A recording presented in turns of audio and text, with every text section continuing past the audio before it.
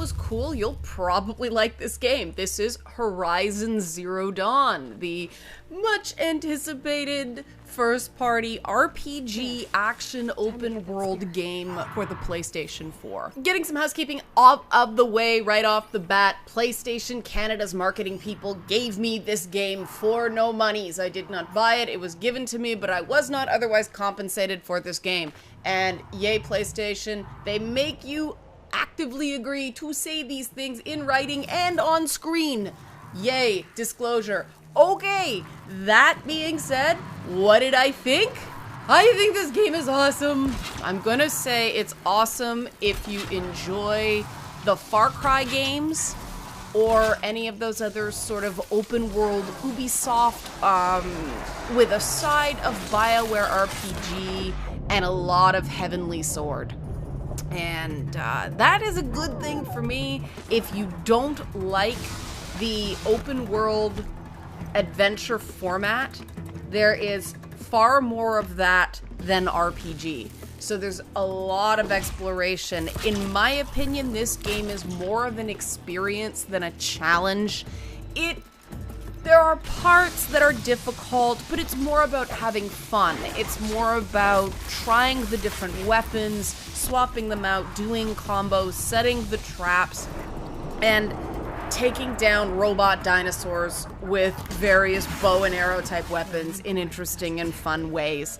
The world is beautiful. The sounds and soundtrack are this really cool mix of tribal drums and electronica, which makes sense because it's a chick in animal skins with a bow and arrow fighting robot dinosaurs. Now, in terms of the plot, it does actually explain why a chick with a bow and arrow is fighting robot dinosaurs. I'm not kidding.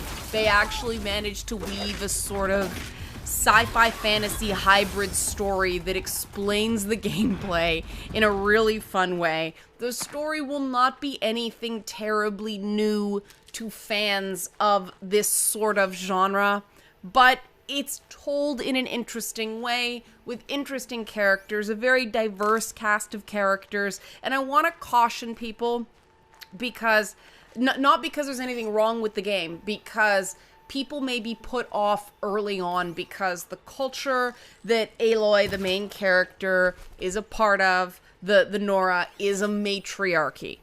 And I think some people, because of the sort of politically charged environment that gaming is in right now, will feel beaten over the head with it at the beginning. Don't worry about it. This is not some sort of political piece. The game is not lecturing you. It is simply world building to explain some of the lore. It is not implying that matriarchies are superior culture. There's a lot of complexity and flaws within the Nora culture, and there are other societies in the world that are structured differently. So it's more like I said, a BioWare RPG in that way, where there are different factions and things like that. Now, the dialogue component is lighter than in a BioWare RPG. So if you tried Mass Effect or you tried Dragon Age and the talkie went on a little too long or a lot too long for you, it's significantly scaled back here. The RPG elements are more in crafting and selecting your weapons, augmenting them, modifying them, and, kind of building your character. There are choices in the game, but they are, for the most part, just so you can have the experience you want. You can choose to have Aloy respond kind of combatively. The little brain icon is sort of responding intelligently. It's more like snarky. And then there's the compassionate response. And what I liked about these is they're all equally good in different ways. She has some very funny zingers in the game, but the compassion stuff isn't syrupy. It's not, how could you? It actually is appealing to somebody's better nature as opposed to being weepy and kind of victimized. So it's very good. And yes, we have a female character who has a defined personality and is interesting in her own right. And at first I was afraid the way the game starts off with Rost here, that this was going to be another daughter as Dream Girl game, but it's not so far. It really does set it up and give her motivations. The game is not being told through the eyes of a father figure or a father. It very much is her story and how she feels about it and what her motivations are, and her mother figures prominently as well in her motivations. And I don't want to say too much more about the story, because one of the cool things about Horizon Zero Dawn is watching the story unfold and the different layers. It's the story of one young woman, but it is also the story of a world, because this is a new IP. And let me tell you, it's rich. It's a pretty cool, I'll say space fantasy setting, because it's really not hard sci-fi, and I want to be really careful defining that, because if you're playing this to be a straight up sci-fi game, it's not that. It's space fantasy. So much more Star Wars than kind of Star Trek or any of that kind of thing. What else can I say about it? People are probably, okay, what's wrong with it? If you don't like exploration, the map is massive, and your fast travel options, the number of times you can fast travel is limited. So they use fast travel in this game the way the original Resident Evil used saves. You have to collect fast travel packs, and so you have a limited number of them. To me, I kind of liked that, because the idea of this game is to explore your surroundings, to get all those collectibles, to learn about the world, and you're gonna miss a lot if you're fast traveling all over the place. Load screens are pretty good. I will say that you're not going to be sitting there forever if you do use the fast travel, and it's handy sometimes when you're all the way on the north or the northeast part of the map and you've got to get back down to the south. You can use some of those fast travels, but otherwise you want to play it like video game tourism, exploring this sort of Jurassic World in the Stone Age with robots type reality, and play it at your own pace. I wish I had more time. I do not want to give a full review and rush through the game. That's why I'm doing this as a first impressions review-ish, because I wanted to get something out right away. It plays so well that it is worth it based on what I've seen so far. And it's one of those games that the story, it's great that the story is enjoyable.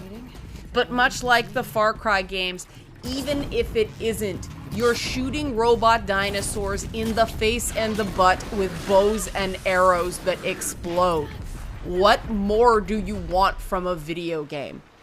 And there will probably be a lot of debate about whether this game is feminist or whether it is not. I really suggest when you're playing it, you try not to think about it. This is a fantasy world. Here we go. So take it for what it is. Don't look at it as, what does this say about our world? Because there is some social commentary, but it's not on the nose. It's open-ended to me, and like a good video game as opposed to a movie or a television show.